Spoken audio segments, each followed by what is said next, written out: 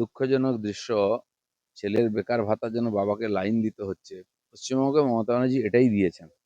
তারপরে উনি এই বেকার ভাতা দিয়ে ভোট চাইছেন। পশ্চিমবাংলার জনতার ভাবা উচিত যে আর কি করতে হবে। এবারে বাবার ওষুধের লাইনে ছেলে দাঁড়ায়, কিন্তু ছেলের চাকরির লাইনে বাবাকে দাঁড়াতে হচ্ছে।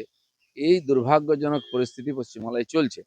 এবার কে ভাতা পাবে, কতজন পাবে, কিসের আধারে পাবে, সে তো যখন পাবে বোঝা যায়। আর ভাতা দুটো আলাদা জিনিস। ভাতা হচ্ছে লোভ দেখিয়ে লোককে নিয়ে আসা। আমরা যুবদের ডাকছি তাদের সমস্যা শোনার জন্য, তারা কি চায়, কেমন পশ্চিমবঙ্গ চায়, তাদের স্বপ্ন কি আছে এটা জানার জন্য। সেটাকে সফল করার চেষ্টা করবে বিজেপি ক্ষমতা এলে। আর যুবদেরই দায়িত্ব আছে, তারা তাদের মতো যদি বাংলা চায় তাহলে বাংলায় পরিবর্তন করবে। আইএসএফ নিয়েও এরকম কথাবার্তা হয়েছিল। কে ইলেকশন লড়বে, কার মতো করে লড়বে, তার জন্য বিজেপি কি যায় আসে। বিজেপির মতো লড়াই করছে। বিজেপির সংগঠনের জোরে কর্মীদের লড়াইতে আমরা জিতবো। এখন হুমায়ুন কবির ছিলেন, সব পার্টি করেছেন উনি, তার এখন মনে হয়েছে আলাদা পার্টি করে লড়া উচিত।